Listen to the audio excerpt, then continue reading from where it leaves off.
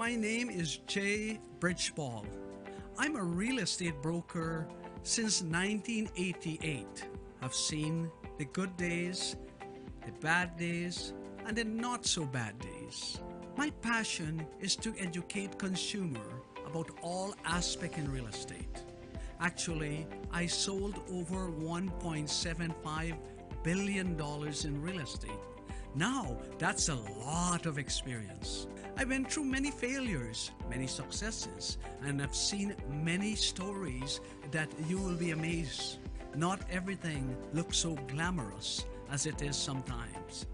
On Let's Talk Real Estate, we will dig deep down and I will take you step by step through every process, from buying your first home to buying a multi-million-dollar investment property. We will have various people on this show.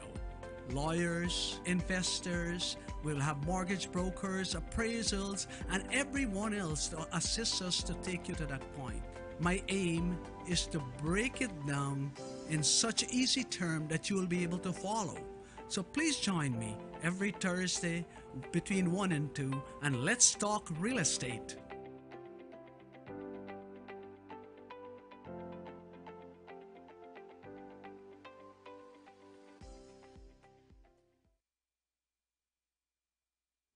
Hello and welcome to this segment of Let's Talk Real Estate.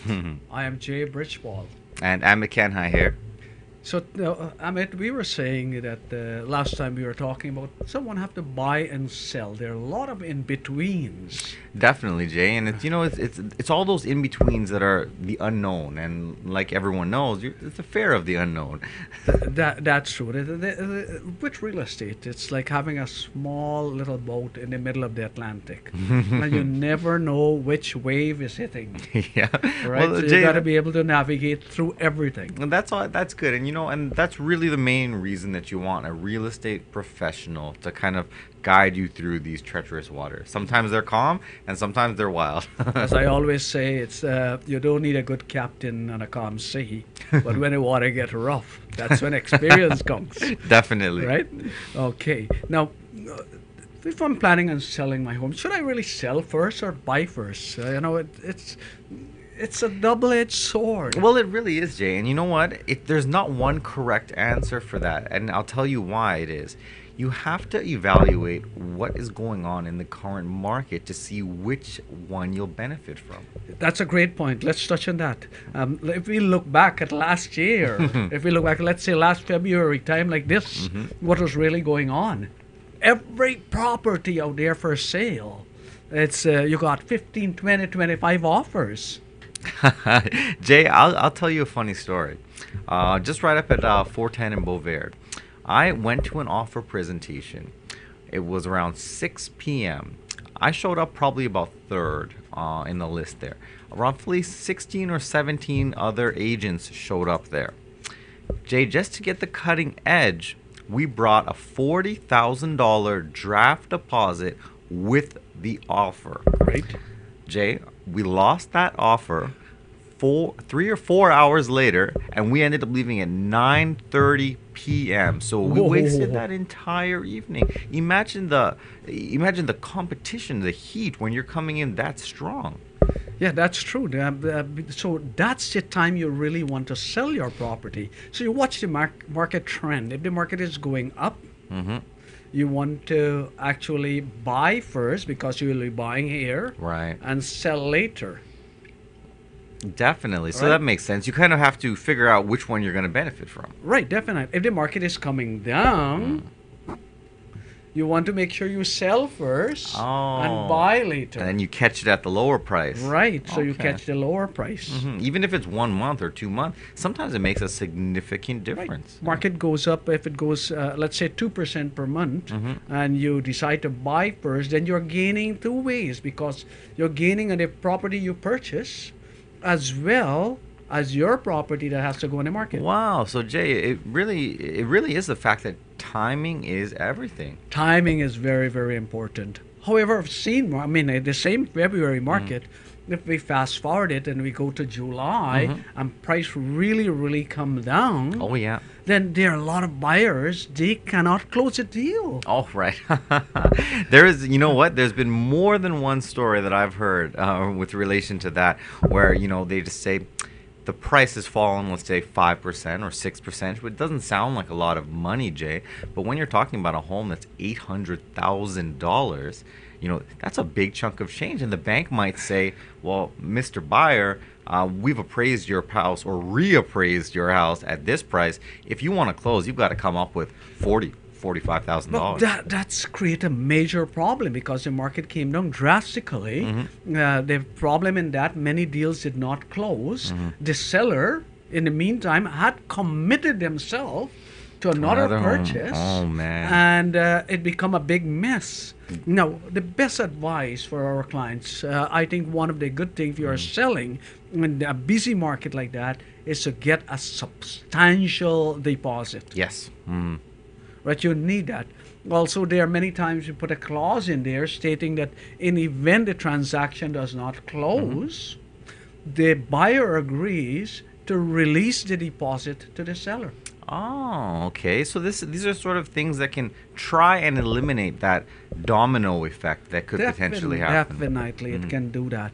Right? Sometimes it might be wise in a market that is really going up very fast is to sell and get a quick closing. Oh, yeah. And ask the buyer, because you're in the negotiating power, you have 20 offers with you. Right. Say, Mr. Buyer, if I close this home in a month, would you be able to allow me to rent back this home on a month-to-month basis for 3 months? Oh, so you can close it. I guess, Jay, from that scenario, you end up locking in that price. Yeah, you sell it, you close, you got the money in your bank. Yeah. You're still living in your house because you have the negotiating power. You don't have to worry 4 months down the road, market come down, buyer cannot get the mortgage, and you got yourself in trouble. And Jay, what a lot of our viewers out there, they don't really understand, or maybe they don't think about it because it's such a strange scenario to be in.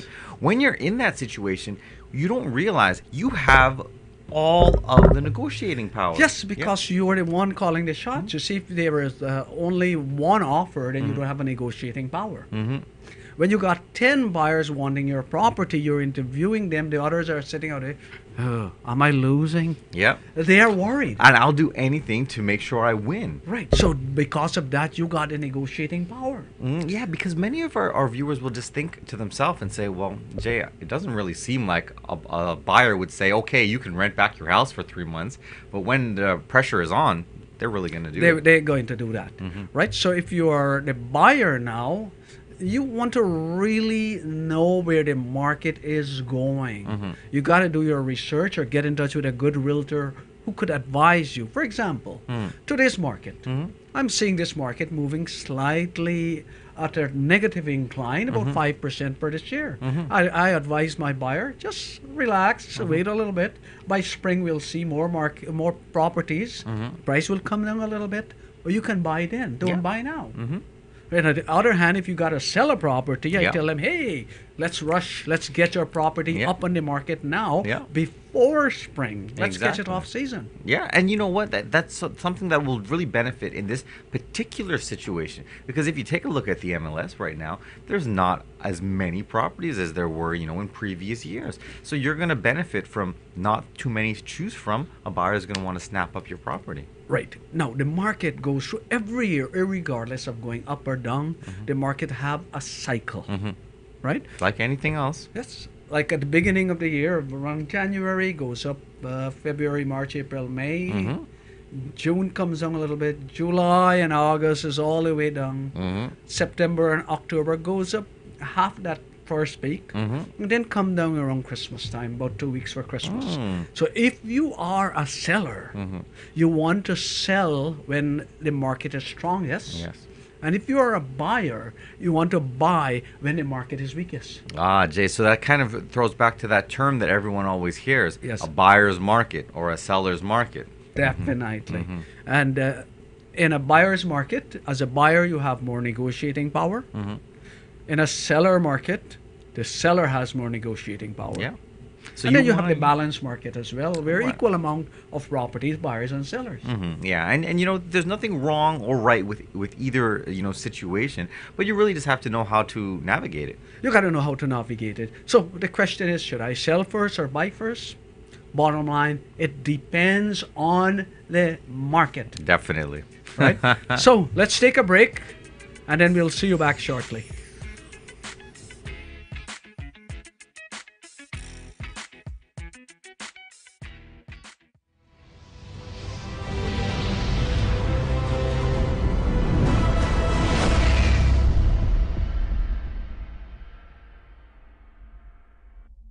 We are doing this event for the community.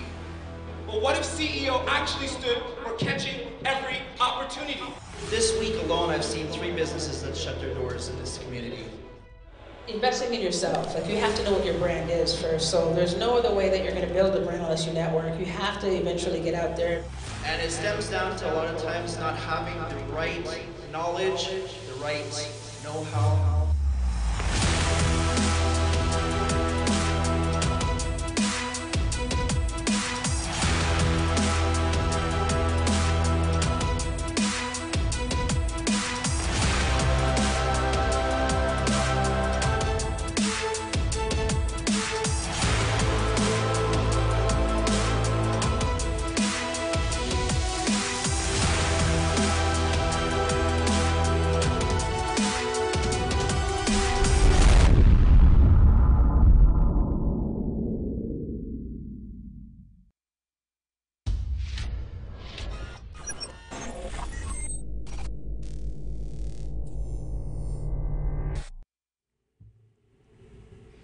Hi everyone, and welcome back to Let's Talk Real Estate. On this segment, we're going to dive in a little bit deeper on financing. How you go about financing. Should you ask your realtor? Should you ask your bank? Who do you talk to? So that's kind of the nitty-gritty of this segment. So where do you start? Well, Jay,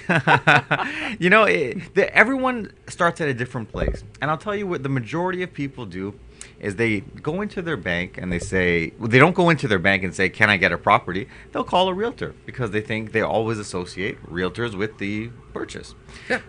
That's a great place to start. I always, what I do or what we at the Brij team do is first, we would like to sit with that client. The next step is that we want to get a proper evaluation of your property if you're selling and buying. We cannot make good judgment on wrong information. Definitely. Right? So once we have an idea of the value of that property, we start to work backward. Yeah. Right? So figure what's your first expense. Number one, you might have to prepare your home for showing. Right. It might be a couple of dollars here or there. It depends whether you're staging or not. Yep.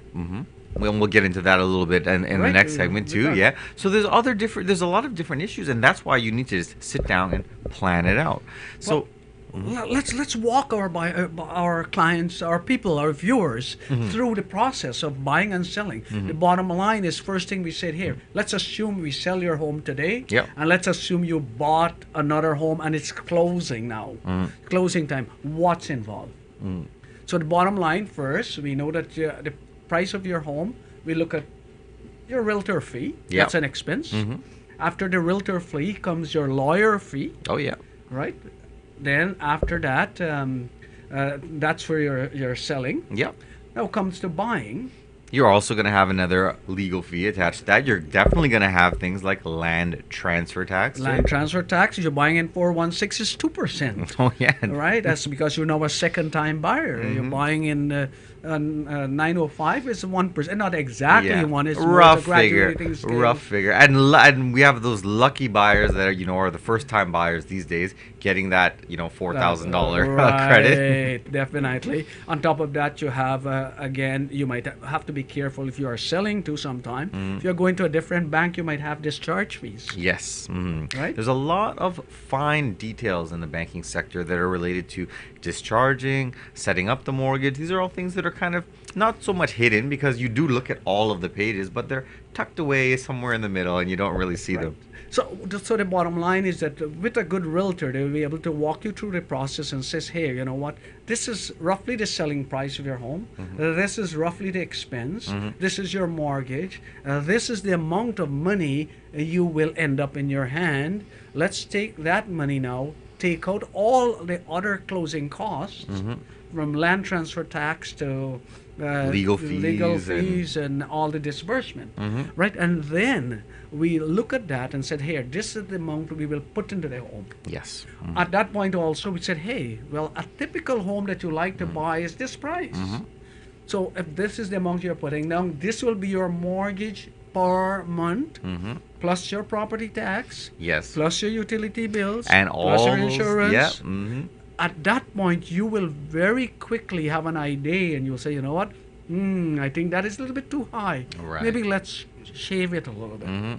So let's change the formula. So it's important, Amit, to work through all the figures to know where you're ending up before you start the process. And you know what, Jay? It's great that you got into that with such detail because many realtors don't go into all these things with a client. A lot of them, they just say, well, here's the mortgage broker phone number, or head over to your bank and see if you can get some financing. But it's always nice to explain and see the whole picture before you make the next steps. Right. I mean, the client knows what to do. Maybe when you reach the other end and you calculate, you realize that their income does not match what they are buying. And then you have to take them all through the whole process, only to find out after they sold their home, they bought another home, the bank turned them down, they got to go get a second mortgage at a higher interest rate. Wouldn't it be so nice if someone would have sit with them, go through all the details, reach the end and say, hey, this is what it will be, assuming you move into your home tomorrow. And Jay, the sad part of it is that it's only an additional 1 hour, 1.5 hours that's added on to the initial consultation, which is exactly what we do in our free consultations anyways. Yes, that's true. That's why we give a 3-hour conversation. If 2 hours you need, what it takes, right? Bottom line, you have to make the right decision, right? It's a big process. Some people, it's their biggest financial transaction. Yeah. Oh, you know what? It definitely is. And it's their biggest investment as well. That's why it leads to the point is that, you know what, when you're choosing a realtor, choose wisely. Problem is that most people choose realtor based on relationship, based on my brother-in-law is a realtor and I have to give him the business. But a brother-in-law sold one home in 10 years. Right? They don't know anything. Let me ask you, do you play any games? Yeah. Cricket, any other game? Basketball, Okay. pick up here and there, You have a choice. You can take your friend to play the game along with you. He haven't played the game, probably played it once in 10 years. Or you have a choice to choose one of the best players in there that you know that have a track record. Well, Which one you will take? I'm basically going to say, sorry, Jay, I have to go with that guy. No, but I'm your friend. I'm sorry, Jay, I want to win. Right, and that's a game. Here we are talking your financial situation, Yes, you know, yes. your life. This is basically your livelihood. So you don't want to, which I guess what you're kind of getting to is you don't want to base these things on relationships when there's obviously a professional with a track record that you can kind of That's work it more out. important. You need that. You need to get the right person to guide you the right way to take it from there. Now, so as we were talking about financing, you got a good idea as to where you're going up front. That will lead you to a point where you'll know that, hey, if I buy a home at this amount, Yes. this is my mortgage, this is my monthly payment. At that point, you as a buyer and seller will say, hey, does this reach my needs? I've seen many buyers buying a property and they say, oh yeah, we can manage that because we can rent the basement out. No, you should not think about that. If you got a basement that is legal and you plan to rent it out, that should be an additional income. You should not rely on that. And you know what, Jay? It's a very serious thing to rely on those issues, because what happens if 1 month, 2 month, 3 months of vacancy, you don't want to go into arrears and have the bank foreclose on your property. That's true. That can happen, and we have seen it in many times that people have overextended themselves, and then they can't carry their home. They can't even live in their home. They got to go get a part-time job and 2 jobs, juggling to get that extra money. And not even that, Jay. It's a fact of life that hard times come and go. So you can fall on hard times, and you really need that little bit of buffer that's built in there, just in case. That's a great way. So I always advise people, make sure you stay within that affordability range. Work out your figures. Make sure that you take in consideration all your other expense. Yes. And that you can afford it. I should say, one advice. If the bank say no, they know why they're telling you no. Go within a range. They are protecting you in a way. Let them be your police. You don't go, another mortgage broker will says, you know what, I'll do this, I'll do that, I'll take you over the hoop. But that's where you start to get yourself into financial trouble. Well, that's exactly it, Jay. And you know, and what, like you always say, the bank is the best police. It doesn't matter for a home purchase or for an investment. If they don't want to do it, there's a darn good reason why. Definitely. I mean, they've been around longer than we're around, right? Yeah, definitely. Yeah. Well, on that note, Jay, I'd like to cut this segment a little bit short, and we'll focus next segment on the do's and don'ts of preparing your home for sale. That's an exciting one. All right, see you soon. See you soon.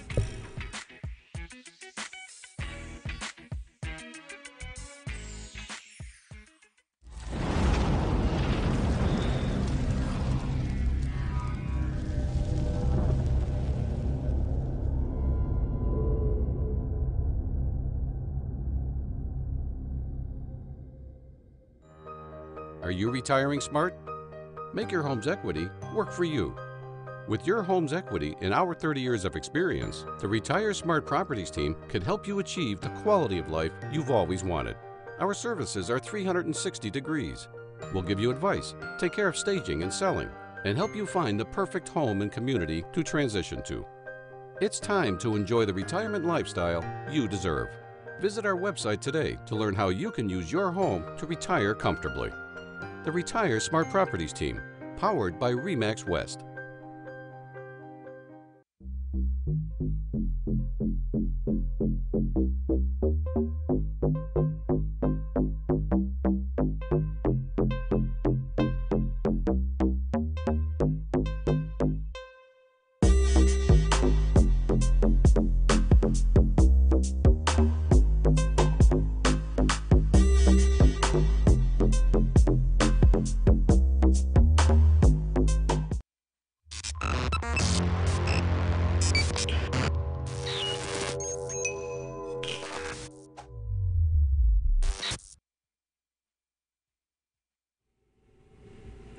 Hello and welcome back to this segment of Let's Talk Real Estate. We are talking about all the do's and don'ts when you're listing your property, Jay. And a lot of the times it's not just specifically related to staging, which we even covered in one of our previous episodes. Yes, we have spoken about that in one of our episodes. You can look at one of the episode that talks strictly about staging to know what to do. Yeah. But in a nutshell, Amit, let's speed up. What are some of the things you need to do before you sell your home?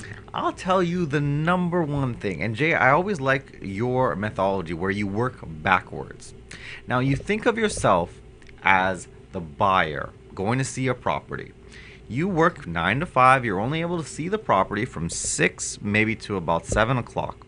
Now, this particular seller has in mind and says, Jay, I've listed my home with you, but I like to have my lovely family home cooked dinner, and I never miss it. It has to be at 6:30 on the dot, so I don't do any showings in the evenings. Now, Jay, do you really think that you're going to get the full potential and list of people coming to see your home if you're excluding after 6, when everyone finishes work after 6? That's true. You need to allow the buyer to come when the buyer wants to come. Yeah. So Right? that's really the point, is do not restrict your showing times. That's true. Leave it open. I mean, try to remember this is for a short time, and the faster you get it over with, it's a great thing. one of the most difficult thing in real estate is, getting strangers walking through your personal space, your Yes. home. And that's what happened in real estate. Yeah, right? it definitely is. So you really want to make sure, and it's not going to be for too long. Is really what we're trying to say. Yeah, we want to, within 2 weeks. Yeah. Hopefully it's done and over with. Right? So the best thing to do is, number one, prepare your home for showing. Declutter, declutter, declutter. Get rid, get rid, get rid. Create space. Yeah. Right? Once that space is created and you got your property ready to show, Amit, somebody, you got a call from Remax. Ding, ding. Somebody is coming over. Well, it's 6 o'clock hour, and you were just about to do What some do I cooking. do? I'm beginning to panic. Well, Jay, what I always tell people, a few things. Turn on all the lights. Open up all of the blinds. Have a little bit of a nice fresh scent in the home. Make it feel like it's a show home and you're really showcasing the beauty in it. And then also, get your butt out. That's a good idea. Why you don't want to stick around, though? Well, Jay, I'll tell you what it is. Think of yourself when you're potentially looking for a home to purchase. You're with your realtor, you're with your, husband and wife and maybe kids. You want to feel like it's your home. You don't want to feel like you're visiting someone else's home. So the real thing is you can't have a conversation openly and really discuss things like, well, oh my goodness, this color was just ugly. When the other person is in the other room, it's a little bit rude, and you Right, can't. they don't want to, they can't express themselves. They don't want to hold back. Yeah, and that's also another side point to that is, always try and remove photos from all That's the important. mantles. Depersonalize. You want that buyer to see themselves living in that home. Yeah. That's a very important aspect. So as they go through the home, they are seeing themselves living in that home. I've shown a home in the earlier days where the seller is home as well, and the seller is walking through the home and pointing out, oh, you see that? I just put that there 3 weeks ago. Oh, I did that 2 weeks. Why did they trying to oversell the home? Don't do that. No, what you're gonna do is create a very weird sense of you're trying to be sold. So it's not that. You want someone to go into the home, explore, and formulate their own opinions. And Jay, a few of the things that we can throw back from our staging section in there is it really takes, is it 3? Yeah, it takes really three. The brain needs three positive to Yes. change a logical decision to an emotional Emotional, decision, and we want to make sure it's being changed from a logical to an emotion. Last time you buy a car or something, let me ask you this question: did you really buy the car because you really, really like it? Something that anything that you bought, your watch, for example, did you buy it because you really, really like it, or you look at the price first? Oh, because I really liked it. Right, and then you bought it, and then you go home and you justify why you pay that price. That's exactly so it. people buys an emotion, and they justify with logic. So the bottom line here, it takes 3 hits to the brain, positive hits to the brain, to convert a logical emotion to a logical decision to an emotional decision. So So you're what we thinking want to do? things like smell. Smell. They smells good. They see it good. Soft music behind creates 3 positive image. Another one, for example, a fresh bowl of lemon in the kitchen counter appeals to the eyes, the nose, and the taste buds. All 3 in one shot. Right, in one shot. Right, and you got all these things. Suddenly they go through and say, "Hun, I love this home. I don't want to lose it. Do what you have to do. I want to buy this home." Yep. It's because you've just convert logic to emotion, right? And that's what you want to create. Yes, definitely. So then they buy the home and go home and justify why they pay the price. Jay, that's probably why I always buy that air freshener that says new car smell, and I leave it in my car. It reminds me of the first day. Yeah, definitely. So once that's happened, you're in a good position. Now, in today's world, identity theft. Very serious topic. So it's very important that you put away all your important papers. Even your jewelry, Jay. There's things like this that you leave out on a regular basis.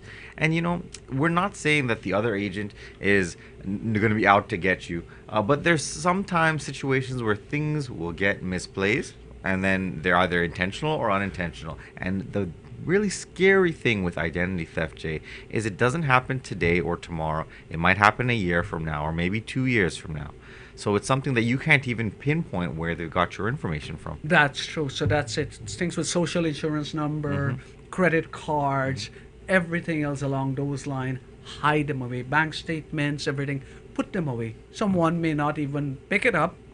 They scan it on their iPhone. Well, that's exactly it. And you know, Jay, there's been a trend that I've seen in a few homes that I've been showing recently.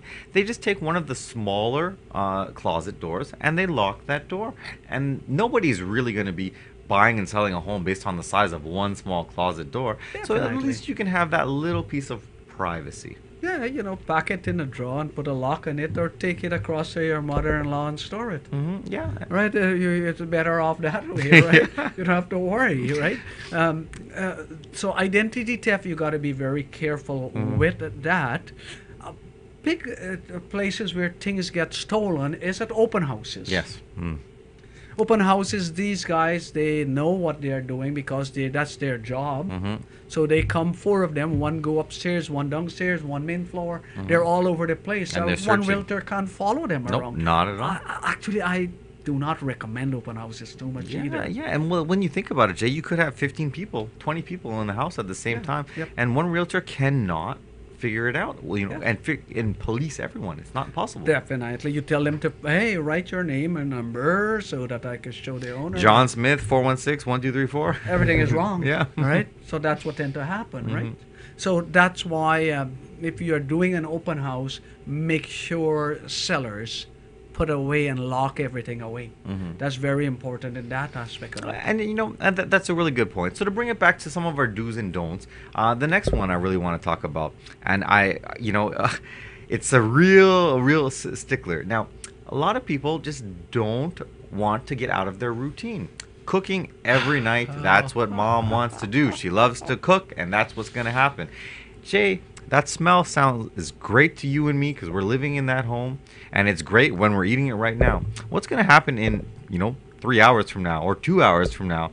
Do we really want the smell in that home when you're going to show that property? Not at all.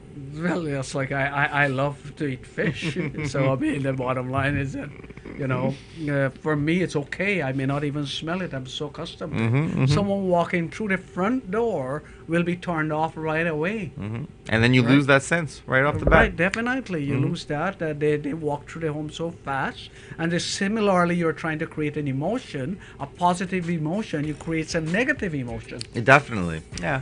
Those are really great points. And you know what? We'll take this point right now to kind of wrap this segment up and go into the next segment. Now, in a few moments, we're going to be talking about negotiating and the real importance of accepting offers and putting offers through. So we'll be back in just a moment. So,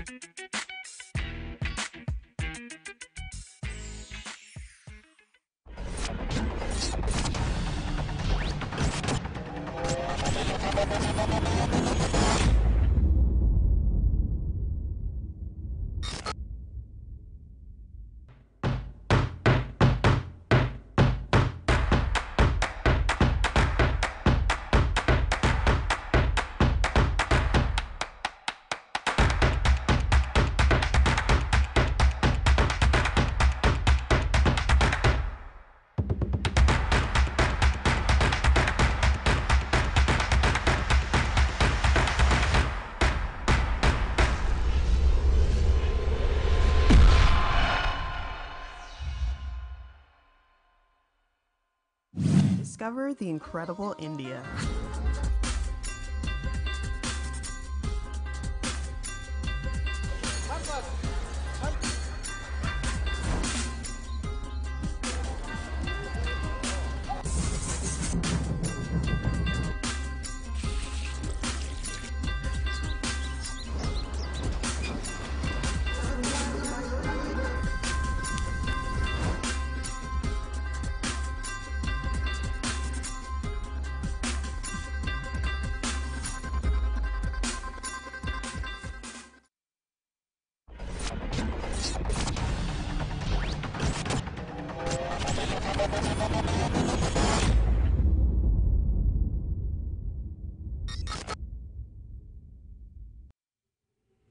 Hello, everybody, and welcome back to Let's Talk Real Estate with Amit Kanhai and Jay Brij here. What we're going to be diving into in this particular segment is offer presentations, accepting offers, and the importance of, some real face-to-face touch. Jay? That's a great area. You got your property in the market, and your realtor called. Hey, you know what? We got an offer. Oh, I'm excited. Great. Oh, your heart started to beat. You started worrying. You want to know what to do. Don't panic. Relax. So, Amit, what in offer presentations, right? You have an offer. The best scenario for a seller is to have more than one offers. Oh, definitely. And, I'll tell you why, Jay. Because if you have more than one offer, you as the seller have the negotiating power. So how do you get more than one offers? Well, there's a few different ways, Jay. But number one, you really have to price your home right. You have to show your home well. And really a few of these other things that kind of gather up to make it all one particular important. Yeah. I usually tell client here, your price is like a magnet, right? The closer the price to the market value, the more attraction of buyer. The farther the price, less attraction of buyers. So if you want to attract the buyer, price your property at that point that will create that. I will call it a trigger price, is where you pull the trigger. Right? You got many people come there, they want to buy your property. You got many buyers. At this point, another emotion steps in. There are 6 buyers out there in 6 cars, and they're looking at each other. Who is going in the house? Who's coming out the house? Excitement. And all you want to do is one of the wives to say, "Hon, I just don't want to lose that house." And the husband is say, "How high to jump?" He's running out of the car. "Hey, what price? What price?" Yep. And they start to jump up and up and up in price. So you set that to create what you want. That's really true. And the funny thing about that, Jay, is even when selecting price, there's a old misconception that you can just set the price $20,000 or $30,000 above and negotiate down. But that's not correct. And it's very true what you're saying. If you are priced correctly or right at the market value, you're going to have 5, 6 extra realtors showing your property. And that's going to result in 3 or 4 extra offers on the property. Right, and then that will happen cause the bidding and the price goes up and up and up, because now you've created an emotional decision that person have to make. That husband gotta get that property for his wife. Right? They don't have a choice. Right? And that's what we saw it many times over.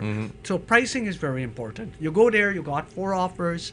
The best way to do that your realtor does it, I always prefer a sit down face-to-face offer negotiation. Today's world, many people said, no, just fax it in or send it through DocuSign or other way. I find that, in technology, it's a waste of time. It loses touch. And Jay, I'll tell you right now, I am a tech guy, but there is nothing like sitting down on the table and negotiating that deal. And I'll tell you why. It's not about a rush or any of these other things. This technology was designed to improve our life and make things go faster. But in reality, if you actually sat down face to face with both parties, buyer, seller, both realtors, and you sit at that table, you'll be darn sure at the end of that 3-hour meeting, there's going to be a discussion, a price, a negotiation, and everyone's going to shake hands and walk away. When you do this new stuff with scanning email back and forth, what ends up happening is you have 24 hours irrevocable time. So a deal that really could have been done on Monday only gets done on Thursday, and it's probably not the same result. Definitely. I've seen more deals fall apart because of that. Usually when people are together, you can make decisions better. I mean, you saw emotions are in place and everything else are there that you can put a deals together. I mean, you don't have to sit down together. You're in the same room, same office, different rooms. Yeah, and that emotional part of this is something that's very important to me specifically, Jay, because just this past probably 4 months ago in November, I actually went into a negotiation. 3 other people were on the line for it, and we went in, and at the end of the day, our offer was accepted because one of the other people didn't show up at all. The other person was on par with us, but we were actually slightly lower. But the family that was selling the property saw this little baby that they had with them and said, "Oh my goodness." The wife said to the husband, "That's just like when we moved into this home." And automatically the emotions started flooding in. On paper, you would have never seen that, and we ended up getting that property just slightly below. And the seller does not have to justify why they wanted to go with this buyer or that buyer. Definitely. That's how important it is. And in today's world, when most realtors are faxing and emailing, right, you make sure that your realtor go in person to present. Yes. Because they might have 5 offers, 4 are in fax and paper. You are the only one there that is live. Get real feedback. Right, and you get the real feedback, especially if you take the buyers to meet the seller in the beginning and say, "Hey, Mr. and Mrs. Seller, These Mr. are and the Mrs. people Buyer," that are right. going to be living in your home, and you Right. introduce them. I mean, a seller, owner that is selling their home has a lot of emotions tied up that home. The kids are born there, many birthdays there. There are different aspects of life that went on. Do you know, Jay, how many people I've seen make a decision on who they want to get their home based on how they think that new owner is going to take care of that home, love that home, cut the grass that they woke up every Sunday morning to cut? These are important things. These are important things. And in a balanced market, a market that is balanced, you will find that more and more you need to do these things to negotiate, right? You have to use anything. When you are negotiating also, I've seen that many times the buyer says, "You know what, this is market value, but I want to try it here." You can really blow your deal. Yeah. I'll tell you this quick story. I had a client of mine about 20 years ago, right? I'll call him John for this story. John says, "You know what, Jay, here, I got a situation. I heard that this guy's selling their home because it's a family breakup." Oh. Right? So he will really take less. Just take the offer in. We went in $50,000 less. But those days, you got to present in person. We went, the guy came all the way down from his cottage, a 2 hours drive, Wow. to look at the offer. Saw the offer that is $50,000 less. Hold the paper in front of us, the 2 realtors, tear it apart, pelt it at us, and said, "You know what, even if you guys bring an offer at full price, I don't want to look at it." I went outside. John said, "You know what, Jay, we really like the home. We will take it at the price." The guy said, "You effing so-and-so, get off my front lawn right now." Right? And what happened? He ended up selling that property 2 weeks later, $10,000 less to another buyer. Yeah, and you know what? It's situations like this that really show how strong the emotional attachment is to your home. Oh yes. So I advise people, go very close to your maximum price you want to pay. Be reasonable with the seller, and chances are the seller will then be reasonable with you. Yeah, because the last thing you want to do is disrespect the person that's selling the home that you want to buy. Yeah, that's a great point. Now, we got the 4 minutes left, so let me go through a couple things. I Right. mean, in some of our sessions, we will cover what is involved in a listing agreement. Yes. Everything that's involved in that. We'll talk about an offer, what is in an offer. We'll literally show you the forms and we'll describe the Yes, forms and everything. everything else. We'll also talk about, for some sellers, you know what, financially you're in a little bit of trouble and the bank might be stepping into your home. We'll tell you what to do, right, and how to protect yourself and save your property, right? And now we have also this Saturday. Yes, this Saturday in 96 Rexdale Boulevard from 1 o'clock to 3 o'clock. We have a wonderful round table session going on. And Jay, you can tell us a little bit about what to expect. There are a lot of things to expect there. Will be about 40 people already signed up for this event. It will be amazing because we'll talk current trends, talk about the effect of stress tests, where the market is going, how you as an investor can take advantage, how a first-time buyer could get involved. If you are selling a home, come there as well, because we have many people will be there with lots of experience as well. And you know, Jay, I'm glad you touched on that, because one thing I really love about these sessions in particular, you have so many people of different experiences able to share and then you always end up leaving with more knowledge than you came in. And you know what? The cost. There's no cost. We do it because we just love it. Right? That's it. That's a beautiful thing, right? And it's at 96 Rexdale Boulevard. The next thing, our sessions, zero sales. We are not there to sell anything. We believe by educating you, the audience, we empower you to make better decisions. Definitely. Right? And that's our passion. Right? Yes. So quickly, market update. What's happening? Well, you know what, Jay? It's always something.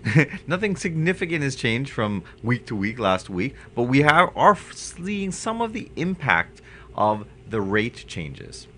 Definitely. What we notice, anything, if you got a semi-detached home or a detached home, anything around the 500 to 600 price range, they are flying off the shelf. They're getting multiple offers. 700 and up, you know, the affordability is not there, and people are qualifying for less, right, because of the interest rate that went up. So you have a little bit, right. so you have a little bit less buyers, Right. in that particular market. So definitely the price is kind of easing off, unlike last year when it was going almost vertically. Right, this year we are seeing a slight shift in this direction. For first-time buyers, what's your advice? Well, for first-time buyers, really the main thing is, like you said in the first couple segments, you really want to figure out what your budget is.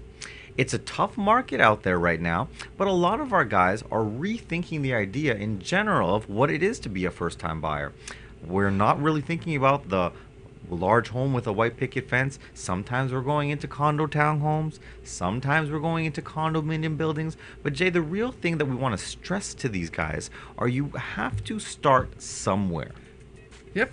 The market continues as it goes, and you just need to jump in and then kind of work from Your there. bottom line here, stop paying someone else's mortgage, pay your own mortgage. You couldn't have said Right? it. I couldn't have said it Yeah, better you myself. just do it that way. You just stop paying someone else's mortgage. Get into there, start building equity, even if it's a condo, but what you can afford, buy something. Right? Just stop paying rent. That's it. You can't live in a mutual fund. Nope. Right? Yeah, not You at gotta all. live in a house. Yeah. Right? Okay, and see you next time. All right. Take care. Bye-bye. Bye now.